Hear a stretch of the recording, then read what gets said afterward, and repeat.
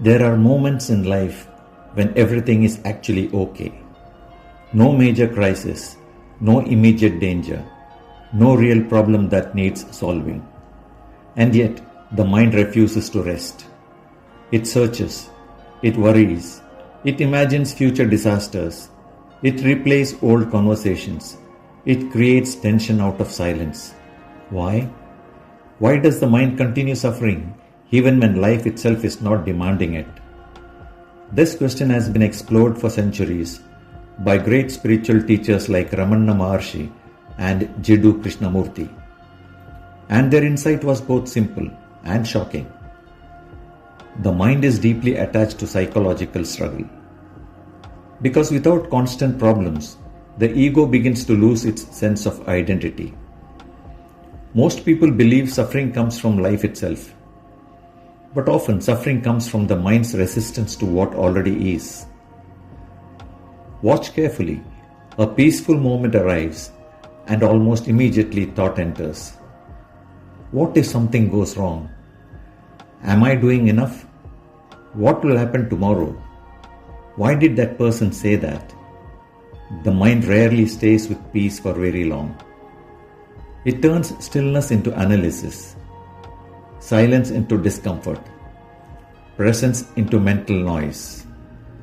And after years of this pattern, many people no longer know how to simply be. They only know how to think. This is why peace can feel strangely unfamiliar, even frightening, because the ego survives through movement.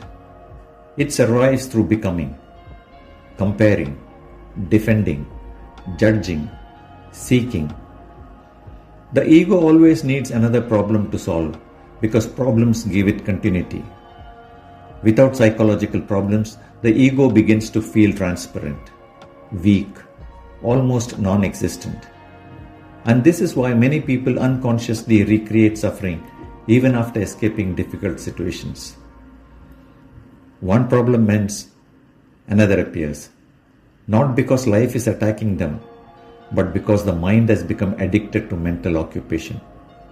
The mind says, if I stop thinking, who will I be? This is the hidden fear beneath constant overthinking. Not fear of failure, not fear of uncertainty, but fear of inner emptiness. And yet, every spiritual tradition points toward the same realization. The emptiness is not death. It is freedom. Ramana Maharshi often guided people toward a simple but powerful inquiry. Who is the one suffering? At first, this question seems philosophical. But if observed deeply, something extraordinary begins to happen.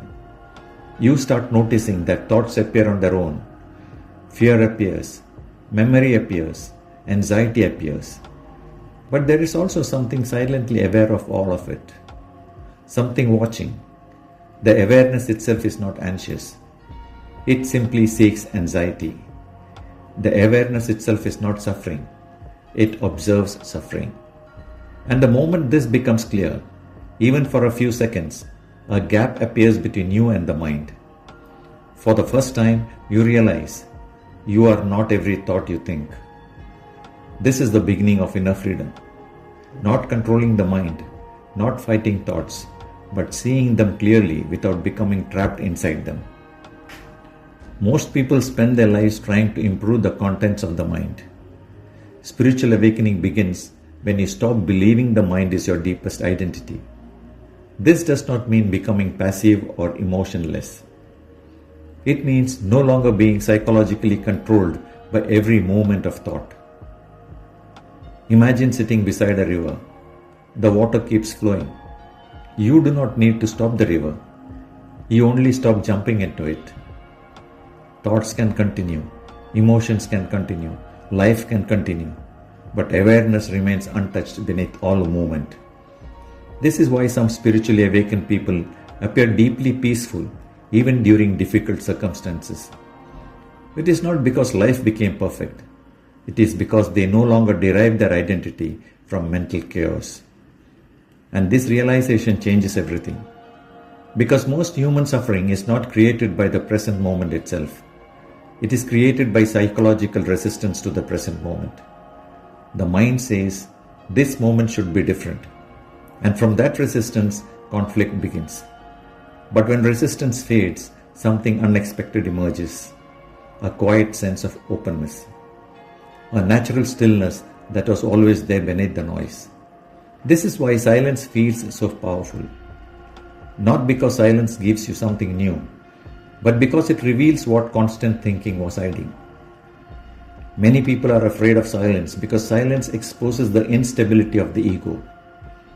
Without distraction, you begin seeing the endless machinery of thought more clearly. The constant self-concern, the endless narration, the psychological drama. And at first, this can feel uncomfortable. But eventually something beautiful happens. You stop needing every thought to be important. You stop worshipping the mind. You stop treating every fear as truth. And slowly suffering loses its grip. Not all at once, but gradually, naturally. Like clouds dissolving from the sky. The sky was never damaged by the clouds. Just as awareness itself is never damaged by thoughts. This is one of the deepest spiritual truths. Peace is not something the mind creates. Peace appears when the mind briefly becomes quiet. And in that quietness, you discover something that was always present beneath all psychological struggle. A still awareness, unmoving, silent, whole. Not created by thought, not dependent on circumstances, simply here, right now. Maybe this is why so many people spend their lives chasing external fulfillment but still feel incomplete. Because the mind can never arrive at lasting peace through endless mental movement. The ego survives through seeking, but awareness rests in being. And perhaps true spirituality begins the moment you finally see this clearly. Not intellectually, but directly, within yourself. So the next time the mind creates suffering in the middle of an otherwise peaceful moment, pause, observe, and gently ask, who is aware of these thoughts? Remain with that question quietly, not searching for a verbal answer, just observing. Because in that observation, something deeper than thought begins to awaken. And that awakening may be the beginning of real peace.